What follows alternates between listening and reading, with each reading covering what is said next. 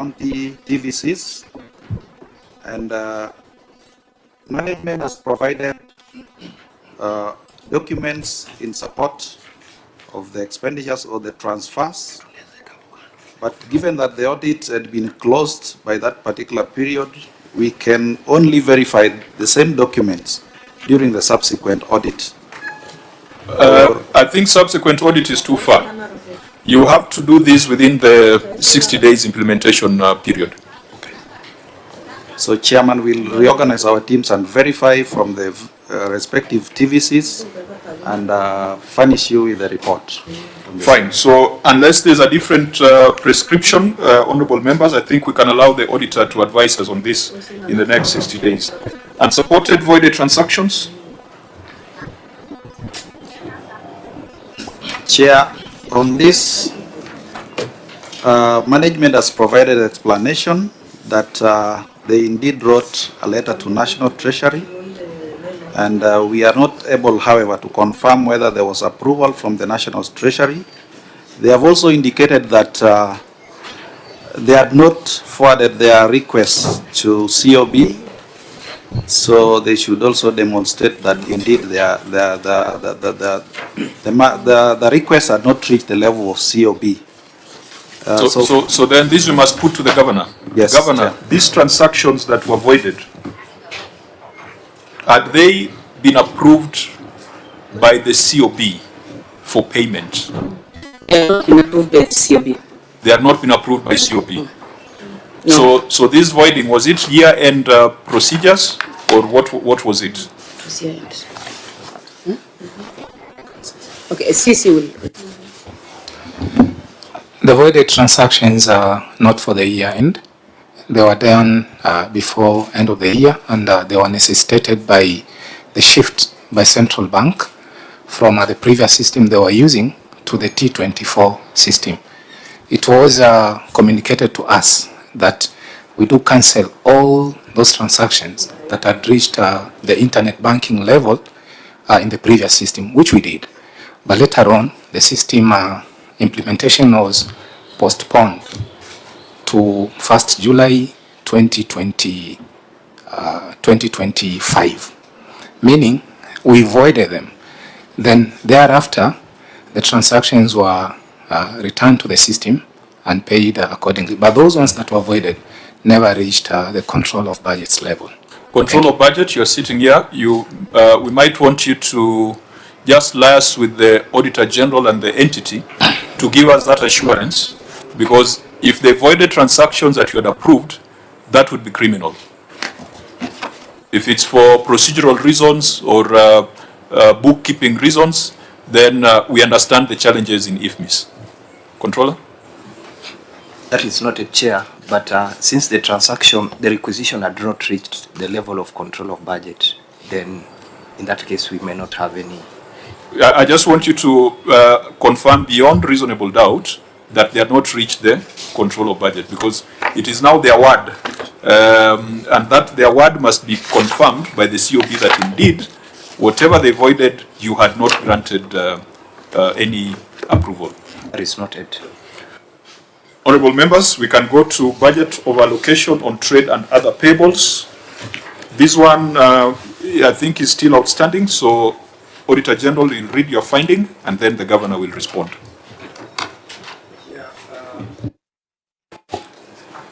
Chair, the statement of financial position and note 32, the financial statement, reflect trade and other payable balance of 2,956,470,310.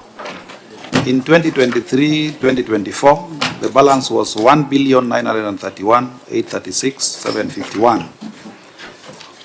Review of approved budget and work plan for the year revealed that the county executive was granted approval to spend an amount of 2,515,659,360 in respect of trade and other payables from previous years, out of which an amount of Kenya shillings 926,145,109 and Kenya shillings 799,260,715 was paid during the year in respect to recurrent and development payables respectively.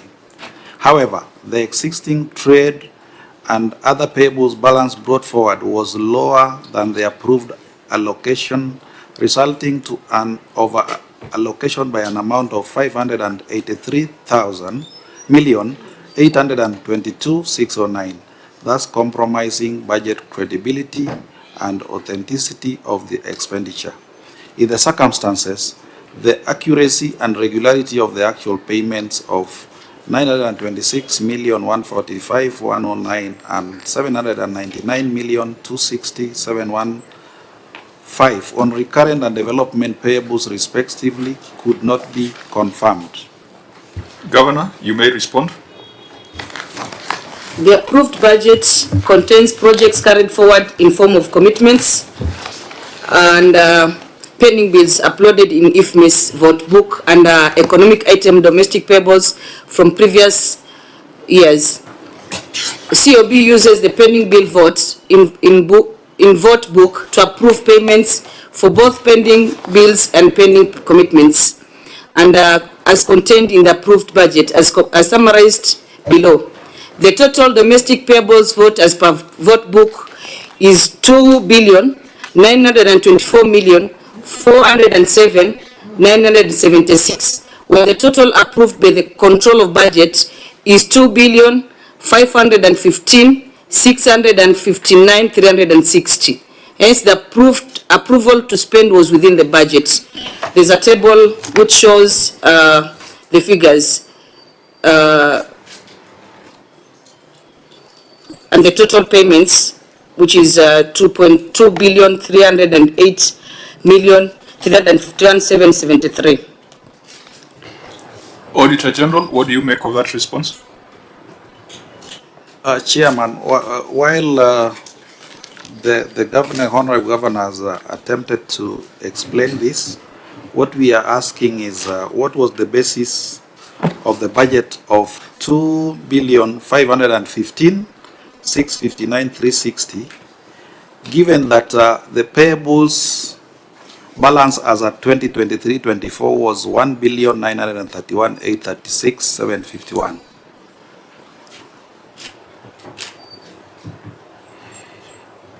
So, yeah, Governor, how do you address that? The chief will respond.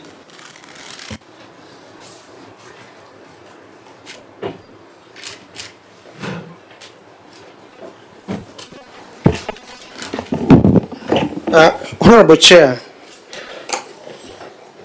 that vote for domestic payables carried forward contains two items: pending bills and projects that are ongoing for a previous year that we carry forward into the next financial year, so that we have a provision to pay. So all, when you put them in IFMIS, they go under one code, that is domestic payables for previous years. Now, what we withdrew from the controller was 2.5 billion, 2,515,659,360. That is the approval the controller gave. From that vote, which it comprises of 207,307,585 for municipalities. Why we are separating that from municipalities? Because municipalities make their own financial statements, but it is still under the same code, which remains for executive, which is 2,308,351,773. And that is what we are breaking down into pending bills of 1,725,405,825, and commitments brought forward that were paid, where we sought approval from the controller, is 582,945,949.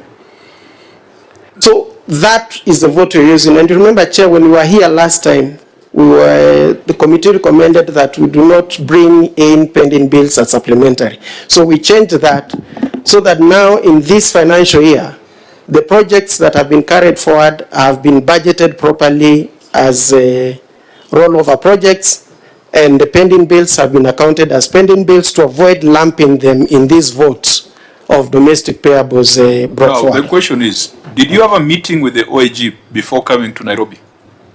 Yes, we had. Did you give that explanation to the OAG? Yes.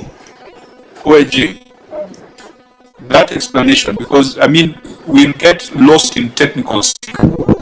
As I said, you have done diagnosis, you have done the CT scan. Our job is to prescribe.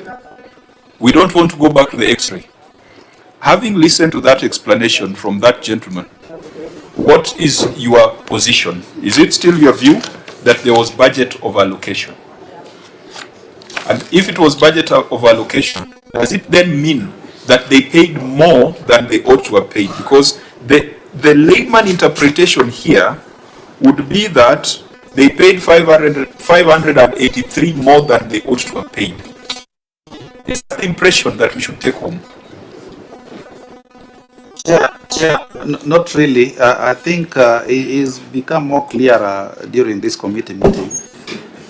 Something that it should have done earlier, but nevertheless, I think it is important that these explanations and documentations are provided at the point of audit, so that we do not come here and labor over issues which we should deal with at our level.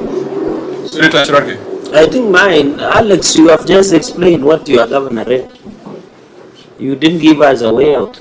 But I think the basis was, it is about the budget, because the OAG was talking about the budget credibility.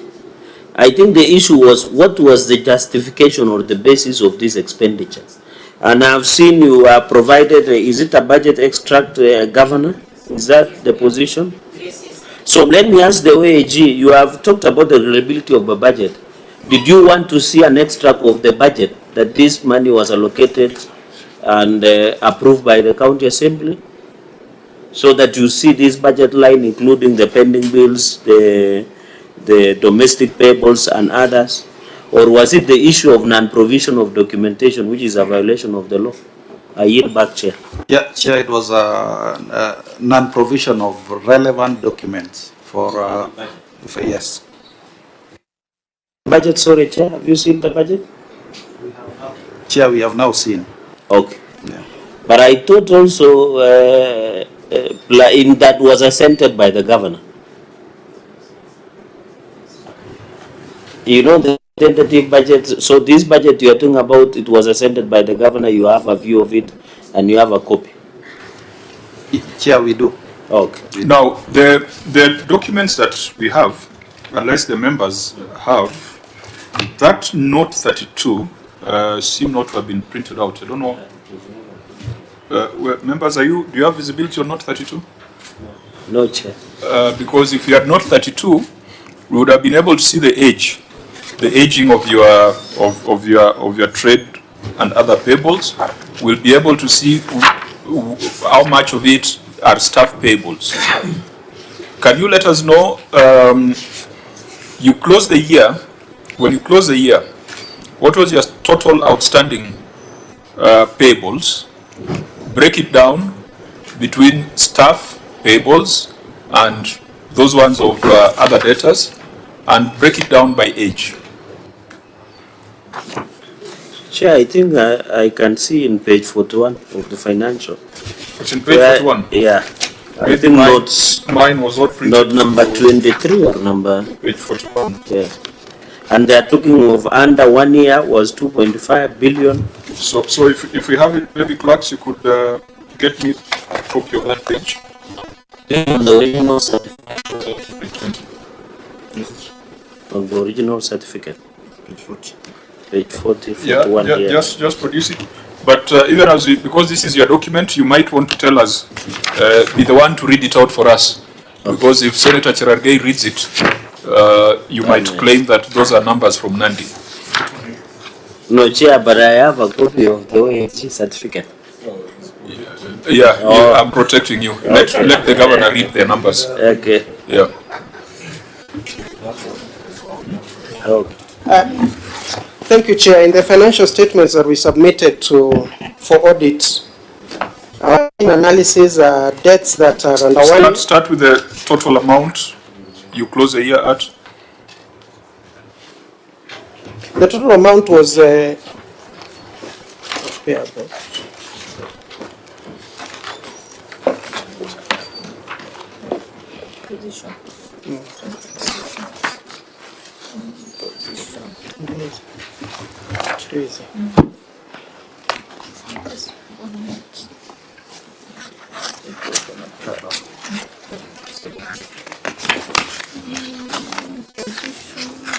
Because yesterday we saw a county with almost similar features. I think that was Kitui, having a pending bill of only 300 million. So we want to see how you compare. Chair, in the financial statements on statement of financial position, number 32, our trade payables are 2,956,470,310. That is in the statement of financial position to the financial statements. How much of that is staff payables? There is no staff payables, zero. No staff payables? Yeah. So you are fully up to date. Statutory remittances? Yes. That one is at zero? Is at zero. OAG, you can confirm? Chair, we can confirm. Okay. So what's the age of this debt?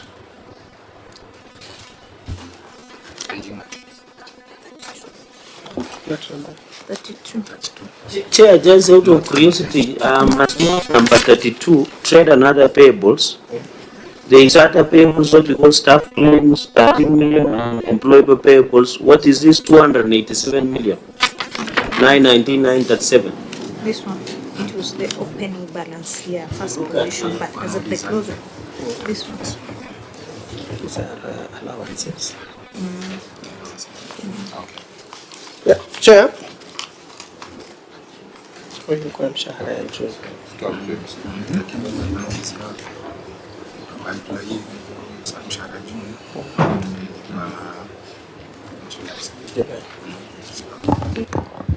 So you need to be careful.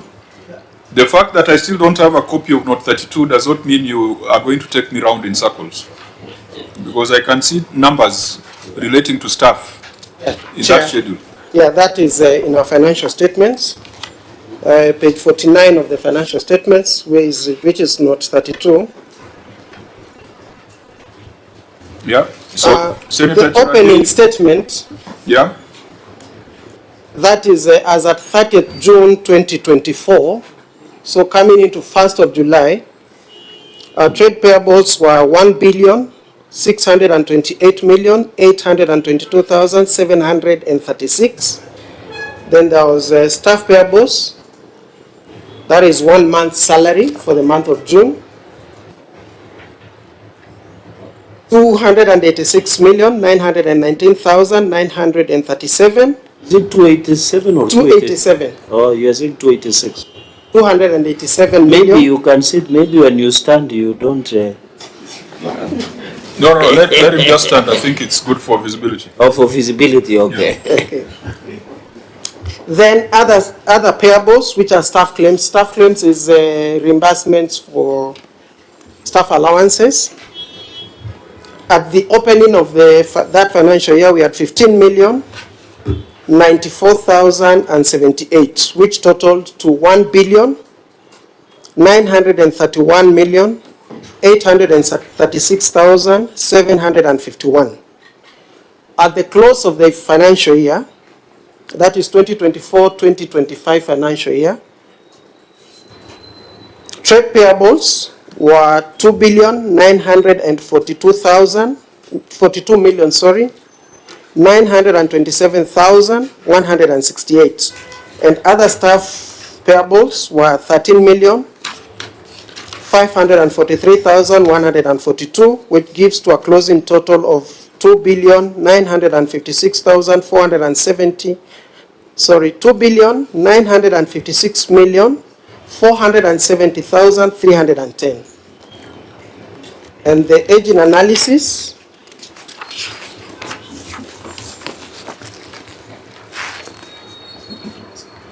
$2,683,947,837 were under 1 year. which is 91%.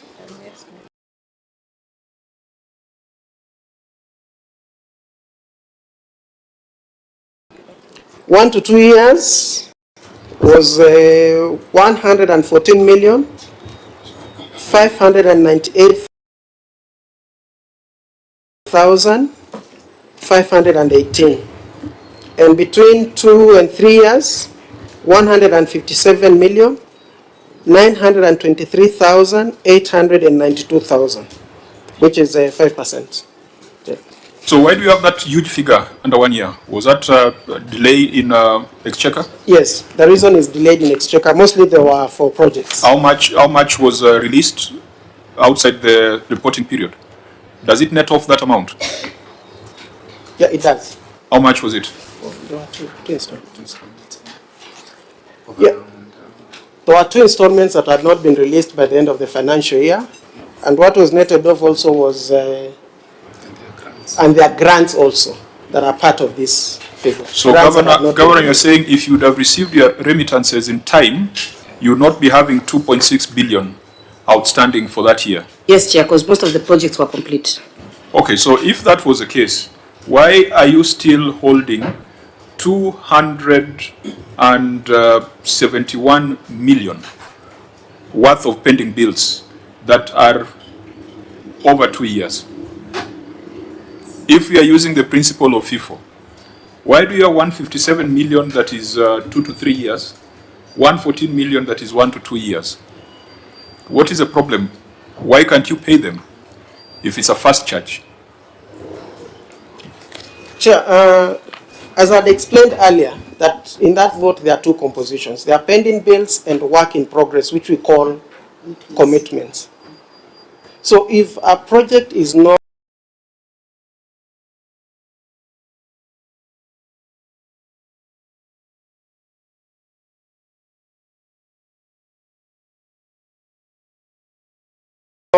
complete or has stalled for some reason, we may not be able to pay it. Does that explain the total 157 million 2 to 3 years?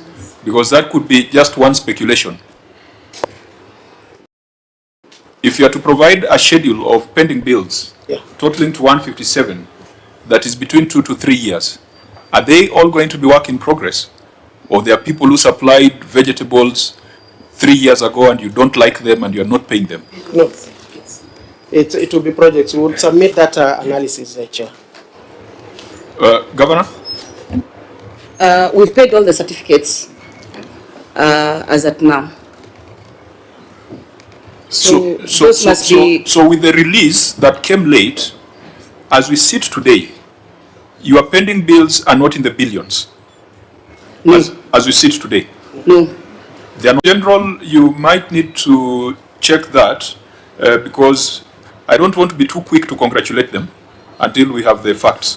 Senator Sifuna. But Chair, this is the first instance. You know, we had an entity here which was budgeting 100 million for pending bills that were over 2 billion that would take them years and years to clear.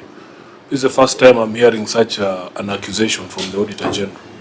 And we don't have to come here to clear the air. I don't know if it is the Auditor General prefers to do these meetings in Nairobi. It appears to be easier to gain clarity when we are in the Senate. Auditor, unless the county does not cooperate at the time of audit.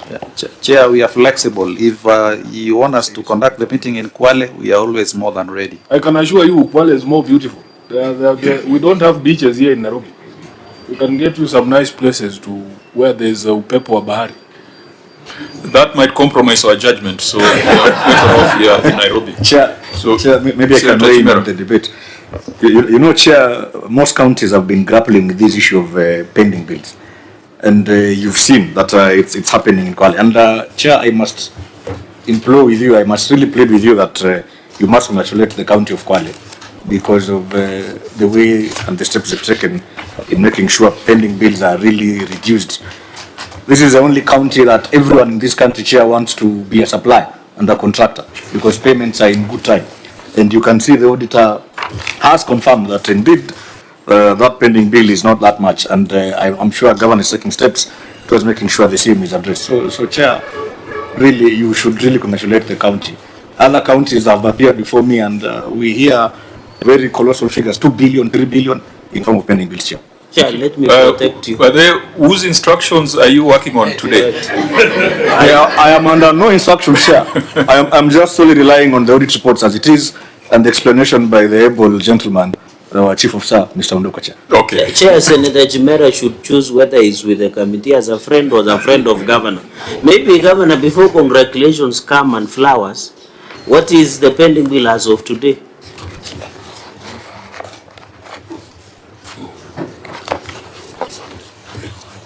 What is the pending bill as of today through the chair? 200 million. Around 200 Then million. there can be no congratulation until you achieve zero. We'll give you flowers and chocolates and congratulations. Tell us about Nandi payment bills. No, it's, Nandi is not under review. We'll handle Nandi at that point, so relax. Fine. So Auditor General, I think we keep this in view, and during the implementation cycle, you give us an update to confirm whether what the governor has reported is true. If it is true, then if you give us that confirmation, we shall not hesitate to use Kwale as a model for the other counties, because honestly speaking, there was a county here that had 4 billion in terms of pending bills. We have seen counties whose pending bills are 50% of their total revenues. And I think it is unsustainable and unacceptable. So, unfortunately, Senator Sifuna, this is not one of your ODM counties. So for you to say that your counties are doing well, even though I think there's the people on the ground are generally your people. It's just the leaders who might not subscribe. Absolutely, Chair. Absolutely. Yeah. Fine. So well, I think we keep that in view, but encourage, please do not let this run away as it has done in other counties. Let's go to unresolved prior year audit matters. There were 14 issues that came out of our conversation the last time you were before the Senate. Again, we made recommendations. Those recommendations ought to have been implemented. Governor, can you confirm that the 14 issues listed here, you have responded to them, to each of the issue in your written responses? Yes, Chair. If that is the case, because if you are to discuss them again, it will be like going back to the meeting we had last year. But there are two projects that we had flagged where we want to get an update: construction of wholesale market at Kombani and incomplete construction of governor's residence. So on construction of wholesale market at Kombani, is this the one that had a court matter? Yes. Could you tell us how far you have gone with this? The matter has been before court for, however, the county received a ruling on 21st January 2026 allowing access, occupation and operation of the market. We've attached the court ruling.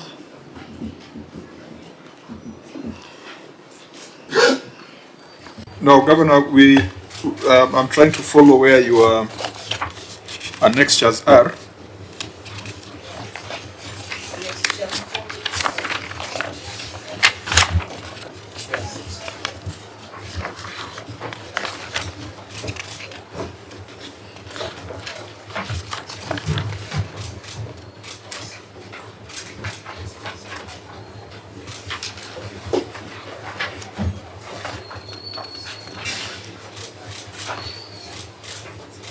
You can see the documents are paginated. Maybe you can refer the page.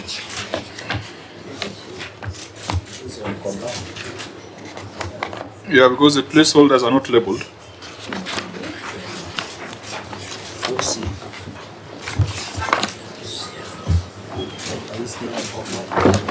Yeah, Kombani.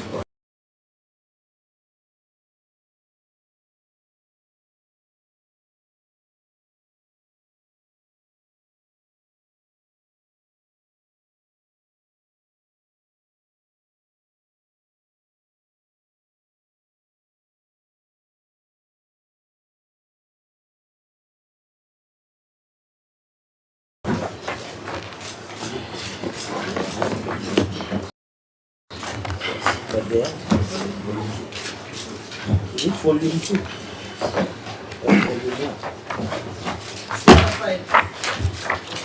Which volume?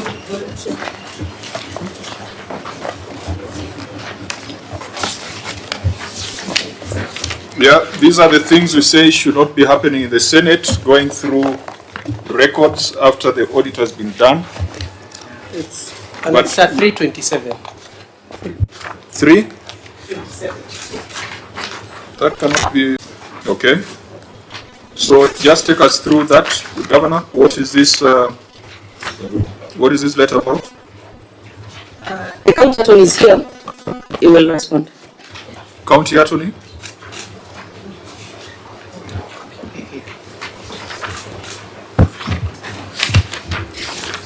Last time you were here, you were very bullish about success on this. Chair, the Kumani market matter has been in court since 2021. There were some injunction orders against the county government. Chair, I want to confirm that the matter has so far progressed to hearing. The contractor, who's the plaintiff in the matter, cleared their testimonies. It went to the defendant's side. I wish to confirm that of our 5 witnesses, 3 have so far testified. The matter came up for hearing last week, and it previously had a hearing date for today for it to be finalized. But on Thursday, when the matter was coming up for hearing, all this testified. Then we were given a further date to... What is the purpose of this document you have exhibited? What is the import of this ruling? I was coming to it, Honorable Chair. Thank you. Because we are all looking at it and wondering how that story you're telling us is relevant. I'm rightfully guided. Yeah. In the pendency of the suit, Chair, we filed an application for us to be allowed access to the market, because there were injunction orders against the county government, and there were some cases of vandalism. So we made an application to court, and on the 21st of January, the court ruled on that application, and they allowed the county government access to the market for purposes of securing the market. And there are some 2 sheds which were outside the scope of the Kombani market project that we were also given access and the right to use.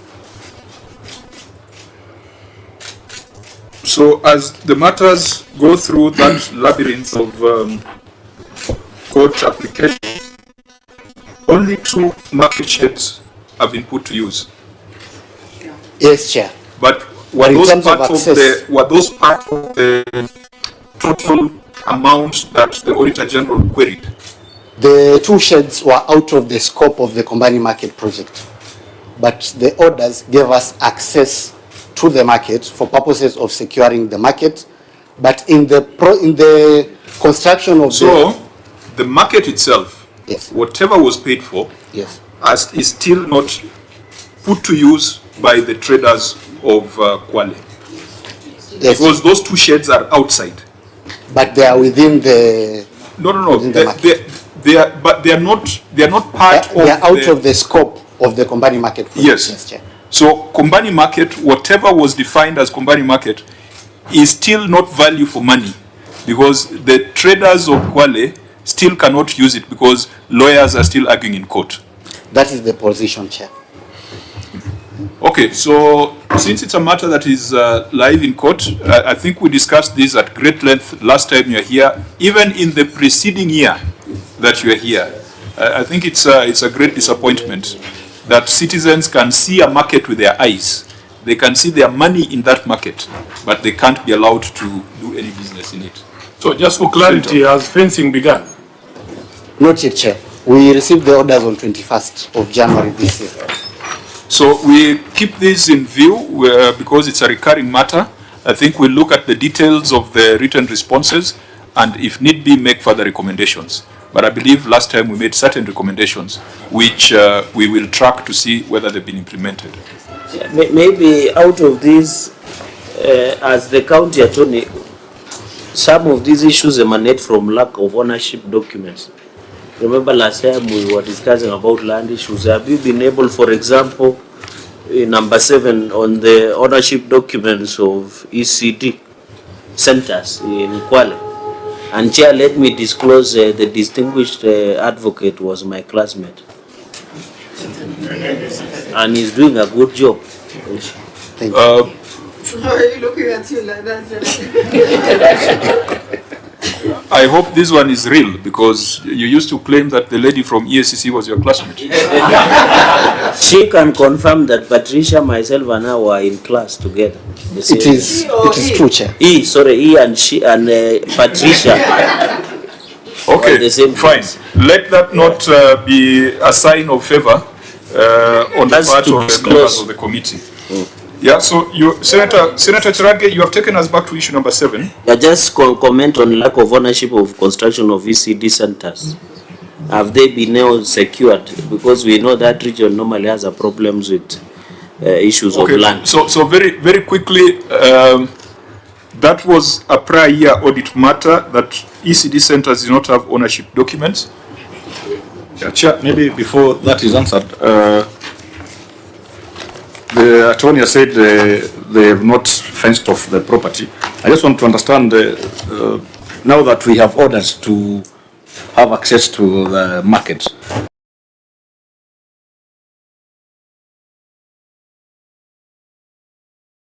has the county, perhaps, I want to believe that would be done or is being done. Just clarify whether you've taken steps towards making sure there is enough security on the property so that this vandalizing stops. Thank you, Chair. We've made considerable steps.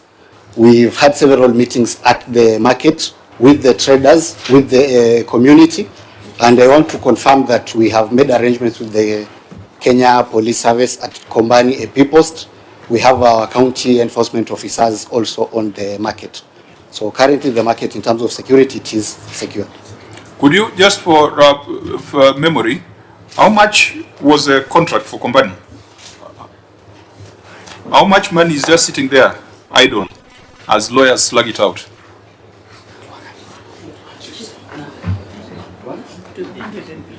$118 million, Chair. 118 million. Okay. Lack of ownership documents for construction of ECD.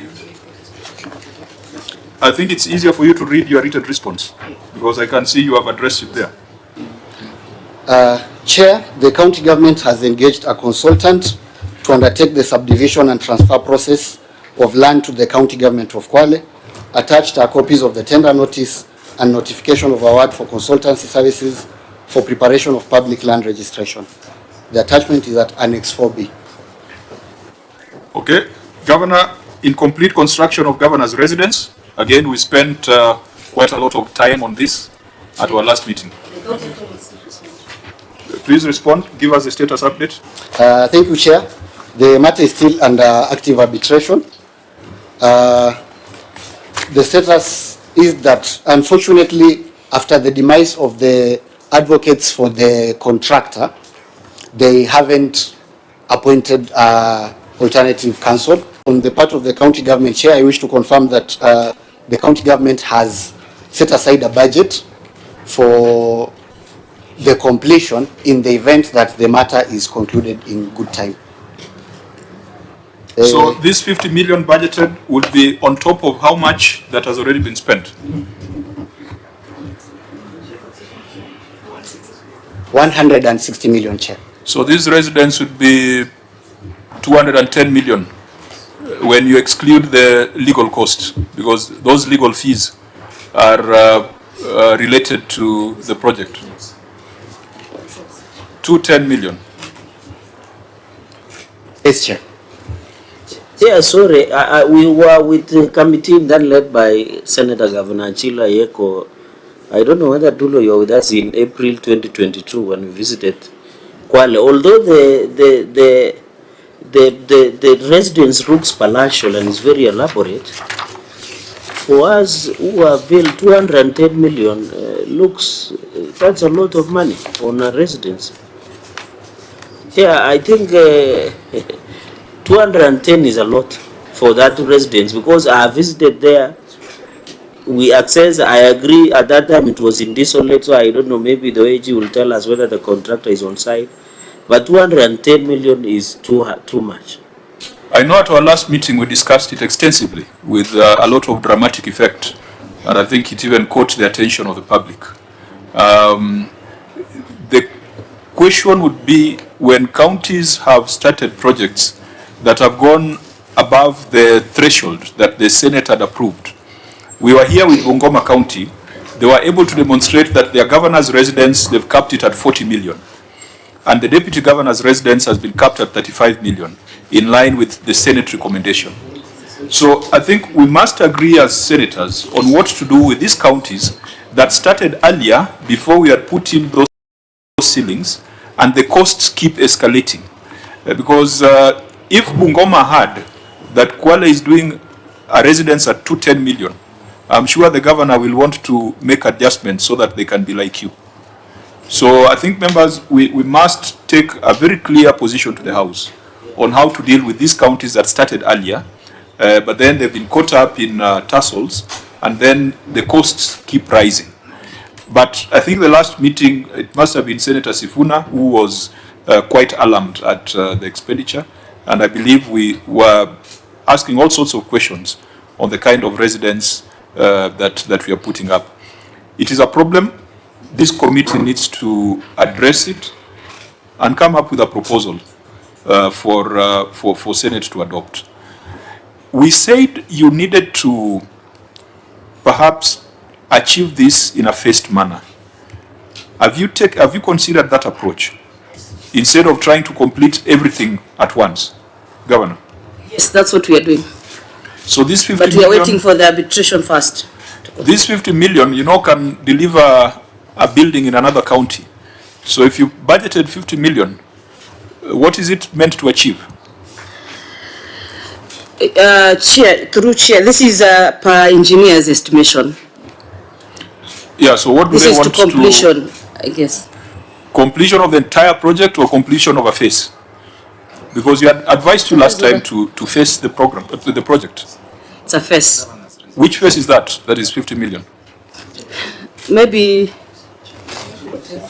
Because Bungoma is putting up a governor's residence at 40 million. Depends on the structure.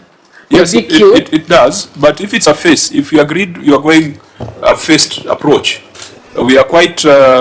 It's quite interesting that you've allocated an amount equivalent to what other counties are using to put up a complete residence just for a phase.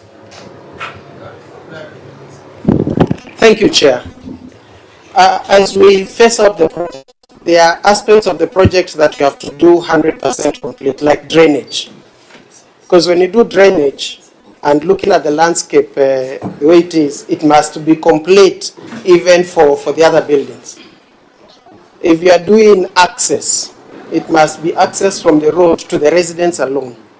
So that is why that it's not just the house itself, but we have to complete in aspects of drainage and part of landscaping for that building. But Chair, interestingly, you are talking about landscaping before the main substructure. I thought those are things you do after. And I thought the residence is not far from the main road. No, now, from the structures that were done, there is no drainage, solid waste disposal is not done. So we have to do that drainage for the liquid and solid waste. Then we have to do drainage for runoffs, for the building, as we complete the main building. Chair, just a quick observation. I think, Chair, you have made, we need to take back to the floor because we had capped the construction of governor's residence to be 40 million. I think for the speakers, 35 million and 35 million for the DGs. So I think now the question is, we need to convince the Senate why Kwale is doing a governor's residence at 210 against our capping of 40 million.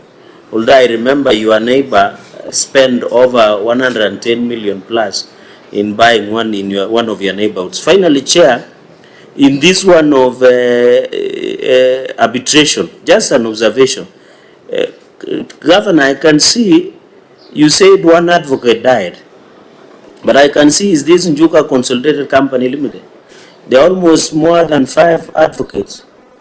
So why don't you, because if it is intended, my worry is that that building will get wasted away, the fact that nothing does, and you and me know that.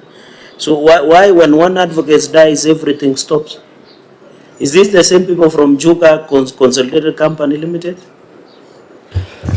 Honorable Chair, Njuka was being represented by the firm of Dr. Mutubwa. The firm was on record for Njuka, and unfortunately he passed on. And since the demise of the advocate, they have never replaced their representation. So through the chair, sorry for telling you, so long as Njuka does not appoint any advocate, this thing will stay in abeyance for the longest time. We've written to the arbitrator. Okay, so since it's a matter that is live in court, we will review the responses that you put there. But the key thing is, let's not have monuments in Kwale that have been put up but are not being used. We have seen that the other project, the market, is now looking like a monument because it is nicely done but not utilized. The governor's residence is also becoming a monument or perhaps a white elephant. So members will need to craft recommendations and take to the House. Sorry, Chair, let me just correct for the record. I remember in April 2020, the Finance and Budget Committee, I think the governors were supposed to do a maximum of 45 million. County deputy governors was 35 million, and county assembly speakers was 35 million for the constructions of their residence. Sorry for saying. And we have proven that some counties have stuck to those limits. Correct. And I think Bungoma was sitting where the governor was. They confirmed to us that their budget was 40-point-something million. Let's proceed with the other issues in the report. There was an non-compliance with the FIF Act. Auditor General, you indicate that in as much as they've tried to account, there's still 4.9 million outstanding.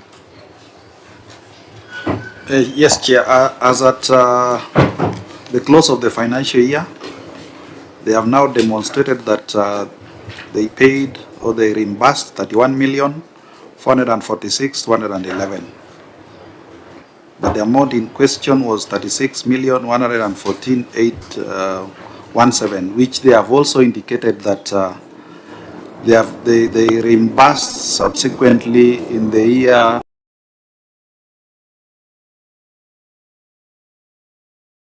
2025-26, which is still under audit. Governor, is that the position?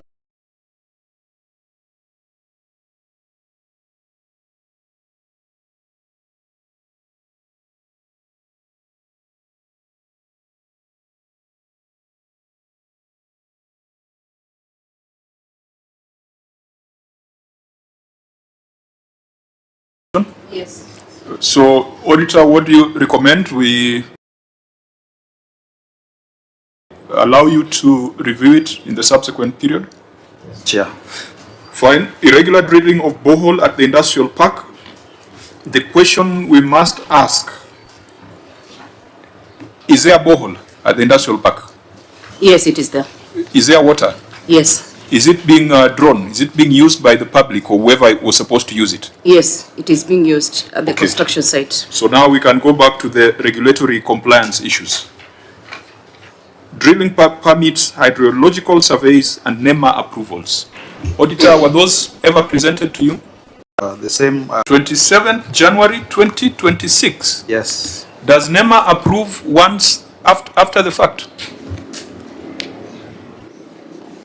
Governor, how can you give us a NEMA approval of last month for a borehole that has already been dug and water is being drawn? Chair, the CC is here. He can respond. Because that calls into serious question the authenticity of that approval. Where is the CC?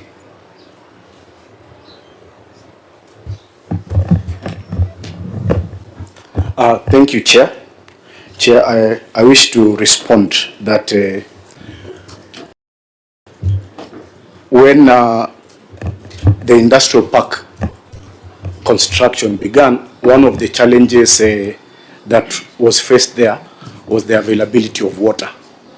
So this, the entire contract for the industrial park included the drilling of a borehole. So the contractor began drilling the borehole, but when we realized that he has begun drilling a borehole without the required documentations, the accounting officer did write a requisition for them to provide those documents. Eventually, the documents were provided, but there was a delay in providing the documents, though the construction was still going on. I don't know which question you're answering. The question we want you to answer is why you have provided a NEMA approval of 27th January for a project that was already complete. And the other one that you must assure us is that you have not cooked some document in River Road and brought it to the Senate. Honorable Chair, the project is not complete because it was an entire county aggregation and industrial park. The specific drilling here is NEMA approval for the borehole. Now, Auditor General, is it your contention that that borehole, that specific one, required NEMA approval, or is it the entire project that required NEMA approval? Chair, before you do a borehole,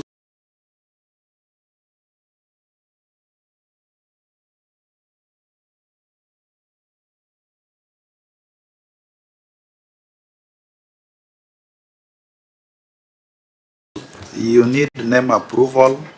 You also need permit from Water Resource Authority. So, the two documents. Is it before or after you have done it? Before. So, what kind of deals are you guys doing with NEMA such that you are getting your approvals after? Senator, the client in this, for us, is the contractor. So the contractor, before they begin drilling the borehole, they were supposed to provide these documents. When we realized that these documents were not there, then the accounting officer wrote to the contractor to ask them to provide these documents. That was after you had paid? No, before. The request from the accounting officer to the contractor is that documented? Is that documented? 481, sorry. Yeah, because you guys are complicating very simple things. Very simple things. 481 is the one with a diagram.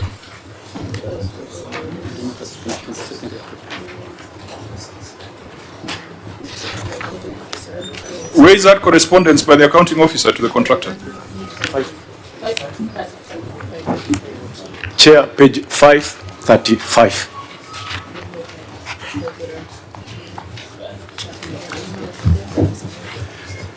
Chair, the letter is dated 15th of April, 2024.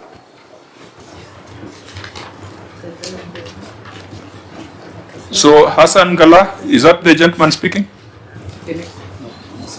Hassan Gala is the accounting officer, Chair. The date of that was? 15th April, 2024. Was there any response from Azar Construction Limited? Yes, Honorable Chair. Where is it? On the 22nd of April, 2024. And what was the response? Honorable Chair, the contractor wrote back acknowledging receipt of the request regarding the required drilling permits, hydrological survey, and NEMA compliance. They also did inform that the police be informed that these documents are currently being worked on and all necessary documents will be submitted accordingly within the stipulated times. So who provided that one of 27th January? The contractor? Yes. Senator Sifuna.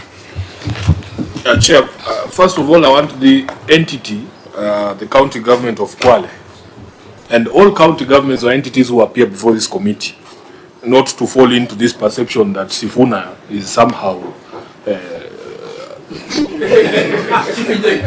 something that is supposed to scare you. When you are handed over to me, it's not supposed to be scary. We have these conversations in order for us to advance the cause of devolution. As you know, I am a firm believer in devolution and I took an oath to defend counties and their governments. My problem, Chair, is with these water agencies established under the Water Act, which have no business being in the water regulation functions. Because water is a devolved function. You are telling a county government that before they drill a borehole, they have to go to, what is this Warma thing? Yeah, it's absolutely ridiculous. And this is the conversation that some of us want to have. That all the functions that are devolved be devolved. And we have no business having national government institutions overseeing devolved functions. And when we get the new dispensation, I want to assure you, the people of Kwale, these are some of the things we are going to do. In the next 18 months, in the next 18 months, Which one? in the next 18 months, when we kick out the current administration, some of these things. I think, Chair, we agreed yesterday that this committee, we should retreat to the audit under review. We are discussing not the in audit under politics review. of 2027. Sifuna, prepare yourself out there, not here. I was born prepared. What I'm saying is this conversation, members, Senator, it's approaching 1 o'clock. Just let me conclude. Yes. This conversation should not be seen in the lenses of politics. You took the same oath that I took, Senator Cherargei. You should also tell us if you believe that we should have these water agencies there. We signed a document between you and us to devolve all functions. We have 1 month to go. These are the conversations we should be having. There's nothing wrong with that. Can I say something about issues of devolve? And because I think the best, while I agree with Sifuna, I know the problem is Chairman incited you and you walked in. So what I'm just saying is very simple. These are issues the governor through the annual summit can be escalated at that level. Say that, I agree water is devolved and devolution should be protected. But in as much as that should be done, these are issues you can escalate at the summit that you normally have as governors and at technical level, intergovernmental technical. No, I'm not saying Senator should not speak. You can speak, but you know what to do. Maybe I can assist where you feel you are inadequate. Honorable members, the power is in our hands right now. And I think that Senator Sifuna brings an important point, that there are conversations that we must have. They don't even have to wait for another dispensation. We know that the Water Act is flawed. A lot of money still remains at the center. Agencies that really doing things that counties should be doing. We know the Roads Act is completely flawed. Agencies at the center doing things that should be done by county governments. And really, I wish that could be the conversation we have with governors when they appear before this committee. I wish those are the things that governors were talking to us about or speaking back at us about, instead of them fussing around on how they are going to be treated before the Public Accounts Committee. I mean, ukiiba umeiba. We cannot gloss over things here. But I wish that the conversation was around the statute and constitutional provisions that need to be brought to life. So even though Senator Sifuna has walked out, we were looking at the example of Flocker. If you've decided to drill boreholes using Flocker money, you'll probably spend 300,000 per borehole on regulatory compliance, isn't it? Because you have to pay WAMA, you have to pay NEMA. Who else do you need to pay? Hydrological survey. You are taking money back to entities that by definition are not national government entities. There was an issue of procurement capacity building levy.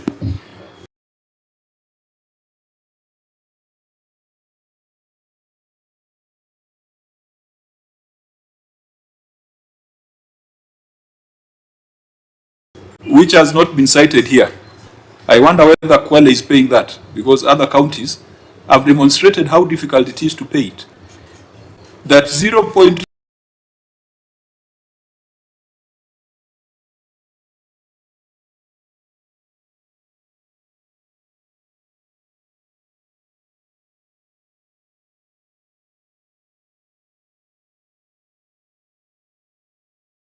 0.03%. Is it 0.03 or 0.3%? of all procurement contracts shall be disbursed to a levy for capacity building. You know, those are the conversations we should be having with governors. The work that, whatever the Auditor General has said, if money is lost, it is lost. It is not our job here to cover it up. If things are bad, they're bad. It is not our job to sanitize anything. But we are looking forward to the day when we'll be having that progressive conversation on how to amend the Water Act. And indeed, we have attempted to push amendments to the Water Act, but the cartels there are worse than the cartels in Kitui. They are worse than the Sun cartels in Kitui. There's a suggestion that has come from Senator Cherargei. I'm just wondering, Governor, what is this summit that Cherargei talks about, and how many of them have happened since you were elected? There's one that's just like Governor? There was one just last year, end of last year. So what is preventing, because you know me, I'm not a member of the summit, what is preventing you from having those conversations that Cherargei is saying you should escalate? We are 18 months to the new dispensation. Senator, you want me to answer you? No, I'm just saying. No. The debate is okay, but don't mention the new dispensation. Why not? No, this is not political platform. Yeah, this that is yeah. Chair, why are members oversensitive today? Chair, you know. No one is oversensitive. When people are going home, they are a bit Chair, upset. it is Sifuna introducing strengthens to the Or those cockroaches running from a sinking ship. It's called separation anxiety. Which sinking ship? You know, Chair, you are a member of Roadbase and you are now running into the trap of Sifuna. Thank you, It is Chair. dangerous. Cherargei, thank you, Yes. Chair. You know, Chair. You know he's a rebel in ODM, so don't follow him. Chair, you know, I am the young to contextualize senior colleague Senator Sifuna. You have all the forums, Senator, to propagate your politics out there. Even I think a few hours ago, you were on the explainer, and you had all the chance, Senator, to propagate your politics. Please allow us to do our job. Let us appreciate what is being done in Kwale. Where there are issues in Kwale, we correct. Allow the but don't play governor to politics in this forum, Chair. No, the suggestion came from Senator. No, it is you who brought it up, Chair. Okay, honorable member, usually happens when you've got boring things, 1.2 million being brought to the Senate. You know, it's not a very elegant thing to look at 1.2 million of projects out of almost a 10 billion budget. But Senator Sifuna, for your comfort, the summits are like the Nyota event. I think I've given you your answer. Let us proceed. Chair, why don't you allow the governor, who is a member of the summit, to answer? You are not, I'm not, Sifuna is not.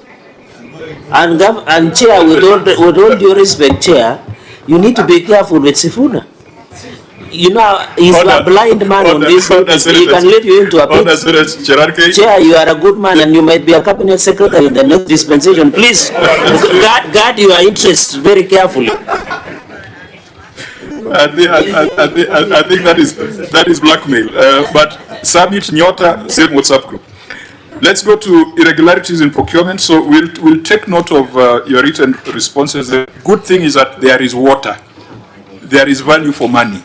So the rest are regulatory compliance issues, which I don't think procurement. Is he or she in this delegation? Oh, he's not here. Why? When there are almost 8 issues that have an implication on the professional competence of that office. No. Chief officer can respond because he's the boss to... Is the chief officer a member of the Institute of Supply Chain Management? Procurement is a regulated profession. Why the procurement officer is not here? Why is the procurement officer here? Because you want us to start discussing dates on contracts, variation of dates, notification of awards, things that any competent procurement professional should not allow to happen. We have 2 pages, actually 3 pages of procurement issues, basic procurement issues. The first thing we would do is indict the head of procurement and ask the professional body to take action. So why isn't the head of procurement here? Because they will say that we indicted them and referred them for disciplinary action without them explaining their story. Governor. maybe it's a lesson learned. Next time we'll have to be with them. Or do you want to take responsibility as a chief executive officer? No, because most of these things are technical. We find ourselves abused and misused if these are the things that we are coming to discuss at the summit. That a notification letter was done 2 days before or 2 days after. And Governor, if these things came out during the time of audit, how come they were not closed? How can we close them here at the Senate?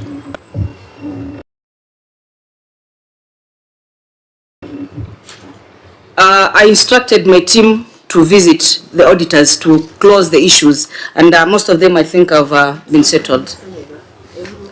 Auditor, because I'm not going to waste time.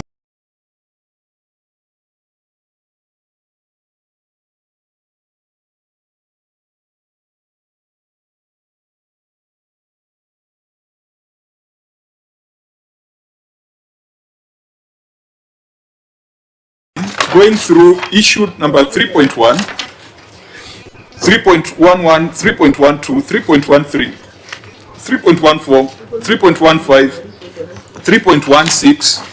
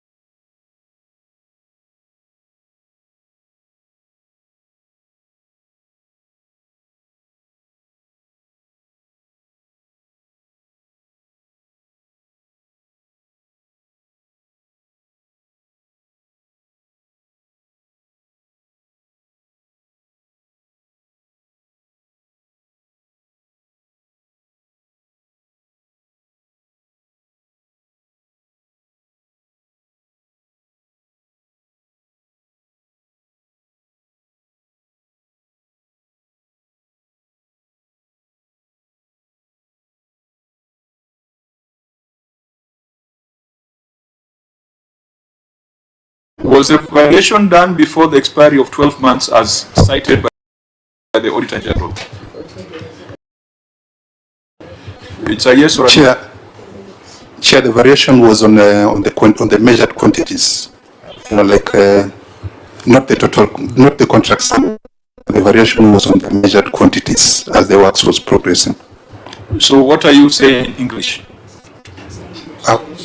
What I'm saying is that during construction of that particular road, there are those elements of works that are provisional, that are subject to remeasurements once payment is due.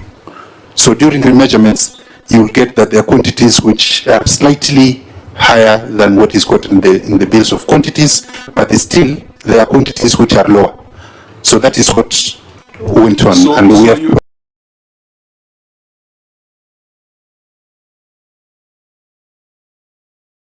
provided. So you are arguing that section 139(3) of the Public Procurement and Asset Disposal Act does not apply to those kind of fluctuations? Chair, my argument is that the section 139 part 3 is relating to the contract price. Auditor General? As we go into this is very important to establish, because as we go into this report, there's a place where you have reported that they did variations up to 1,007%. So, can you give us your opinion on what the officer is saying? Yeah, the officer is right. Variation is on the contract price, but as I indicated earlier, it is important that we keep guard as the officers do implementation of these projects, not to probably overvary certain elements of the projects, because when they are doing the big lot of quantities, they are very specific on what the bill, the quantification as per the bills. Then when we get to the ground, as we do verification, we realize that there are certain items which are now probably overbilled or overvaried, and we want to keep management in check to ensure that even as they carry out these projects, they don't vary certain sections or elements of the projects at the detriment probably of other critical. So your submission is on prudence. Prudence. But lawfulness. Once they did passes the test. They're still on course, yes. Okay. It passes the test, yes, Coach. Senator Chimera, your intervention. No, Chair, I'm just thinking, you know, Section 139(3) of the Public Procurement and Asset Disposal Act 2015, seemingly there's nothing to vary the contract. Just that it has to happen within the 12 months from the date of signing of the contract. So as to what the OAG is saying, not could be after. So it's lawful to do that. But then again, I'm looking at situations whereby a contract is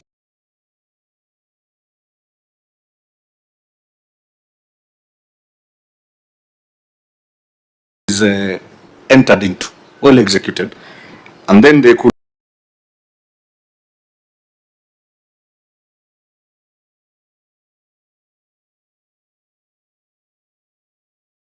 be delays in mobilizing and partially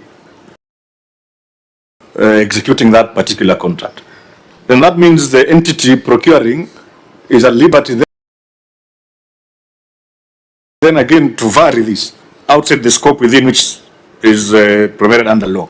So I don't know, how then do we look at it that way? Is it an issue to do with the law? Because now lawfully and justifiably, the entity being the county government needs to vary it upwards. But then again, the timing is an issue. So perhaps there has to be a conversation around that area, Chair, so that this doesn't really repeatedly becomes an audit query in many issues, yet it is a mischief in the law, Chair. Thank you. Fine. So, Chair, my only concern, if for professional negligence, is this one of the issues that we can attach? Or in your view, this one was done lawfully? Yeah, what we are trying to say is that you find there are certain projects probably stalling, and the reason is they tend to spend or vary certain elements of the project within implementation at the detriment of the main element of the project. Probably if they were doing a road, now they say maybe they give so much money on a bridge or something, an element of the project. And at the tail end, you realize that the project may not be completed because so much money has been spent in the initial stages on areas which are probably not critical and not aligned to the bill of quantities. This is what we are trying to keep guard of. Fine. Let's proceed to Vinuni Tiwi Sokoni Road. Is this complete for 226 million, Governor? Yes, it's complete and in use. And in use? Yes, we've attached photos of the same. Again, there is a question of variation. Auditor General, do you stand with the observation, or NT has been able to demonstrate that they were compliant? You again cited section 139(3) of the Act. Yeah, here there was a real variation. There was a real variation? Yes. Let me read this. Let me read the response. No, if we read the responses... Let me give opportunity to the CC We'll leave this room at 6. Let the CC respond. Yes, CC? Chair, the amount in question was 24 million, which amounts to 15%. But that amount was only included in the bills of quantities, but it was not wholly spent as a variation. What happened is that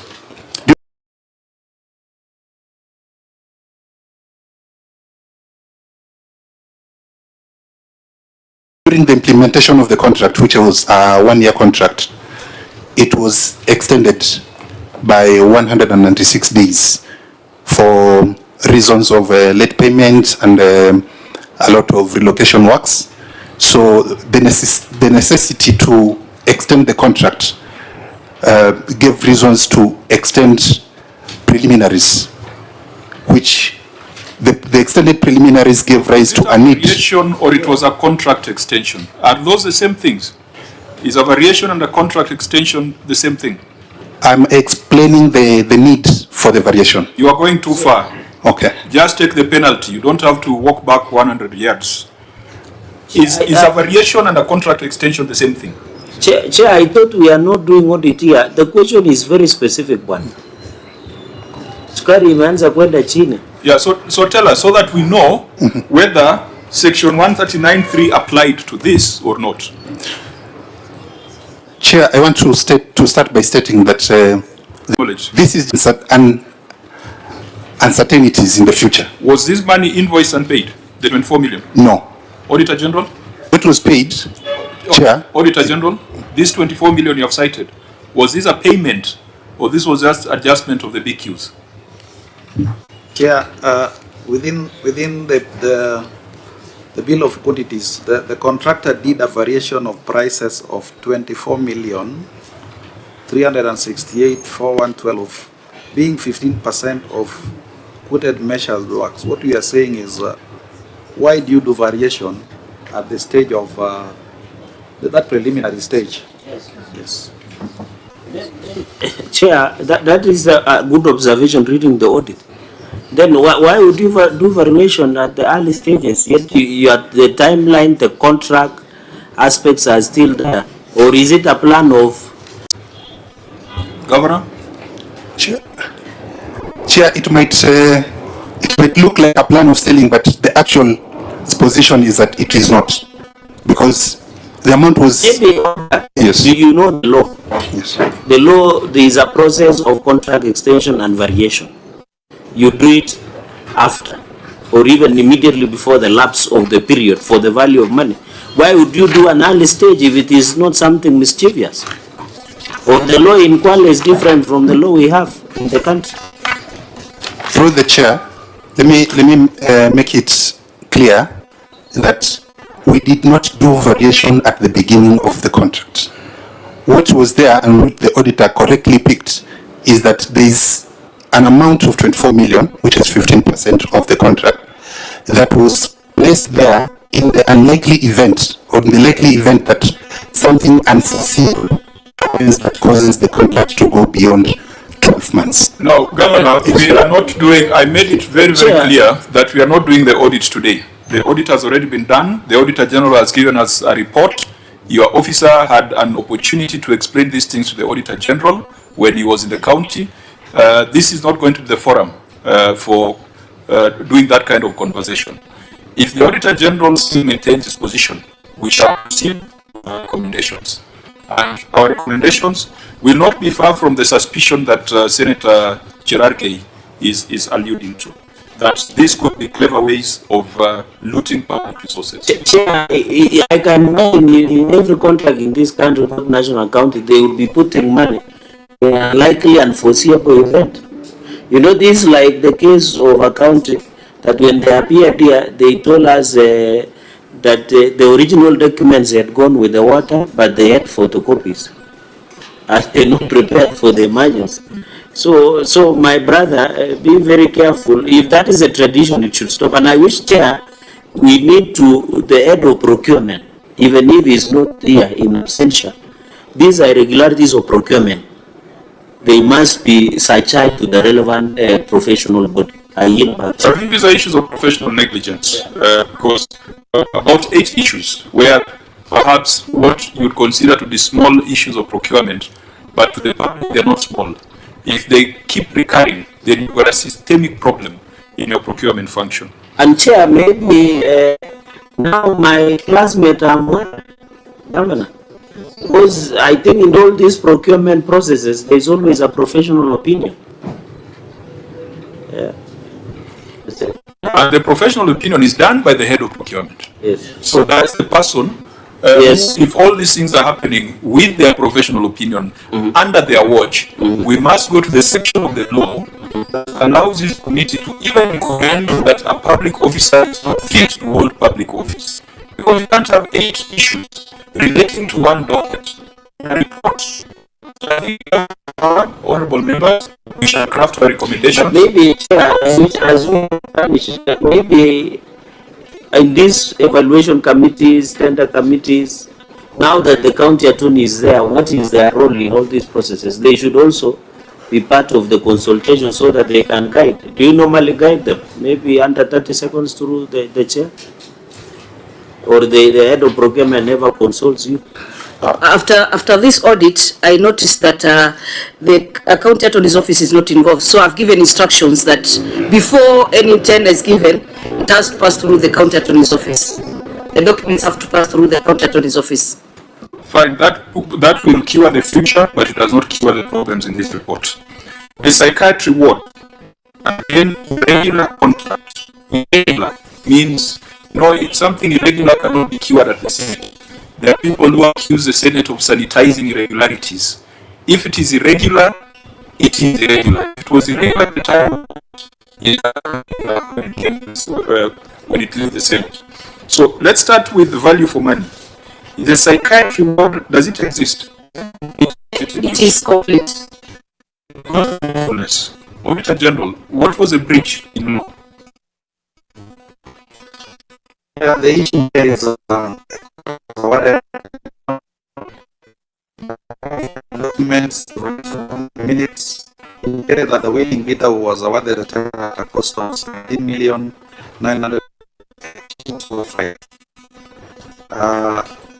There is no evidence that has been abused by management on whether the price was negotiated with the winning bidder or how the price was valued by overseeing.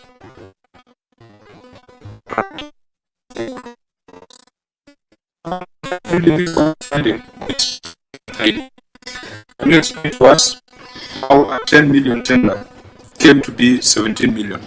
The tender was for 17 million, but the project was done in phases. The first phase was 10 million, the second phase was 7.7 million.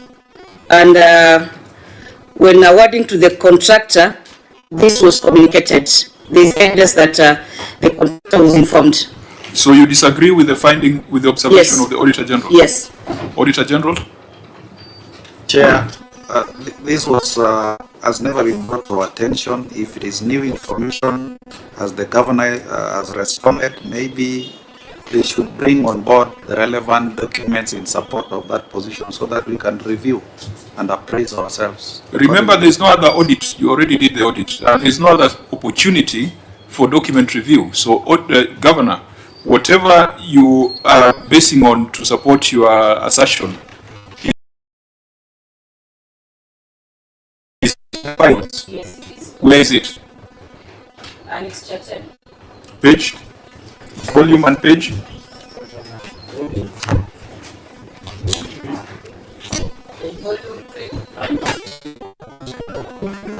Chimera anajua kabla ya governor. Are you the Senate candidate for the governor? The chair shall remain blind and deaf. Yes. For now. Now, Auditor General, you said confidently that you have reviewed these documents, so that page 599, what do you make of it? Because this observation, the way it is, if you are to put it out to the public, it will indicate that this is theft, brazen theft, daylight theft. So, Oeji? Yes. the contract that was given and was reviewed by our teams during the audit of 2023-2024 was for 10 million. If there is another contract which has been availed or they have amended, then that should we should take time to go and review. But also confirm the scope of works that has been undertaken as a result of that maybe varied works. Chair, maybe OAG, I can see from 599 notification of award, it says to inform you that the application for the total of 17,918,205.6. This notification of the award. So the contract has 10 million. So what is the relationship between this notification of the award and the contract? Can be explained by the accounting officer. Okay, Chair, I can see notification of award says 17 million. Chair, maybe before that explanation is done, Chair, I just want to understand one thing from the auditor's office. Did you interact with these documents during the audit cycle? The documents that are here as an Excel, especially page 599 and page 600, which is a contract, basically, all the way to 6, I think to 603. Did you have a chance to interact with these documents? No, Chairman. Even as you sit today now? Chair, in line with what Senator Chimera is asking, the reading of this contract says, the client hereby agrees to pay the contractor for said work or proposed construction of a psychiatric ward at TV at the sum of 17,918,200 inclusive of VAT.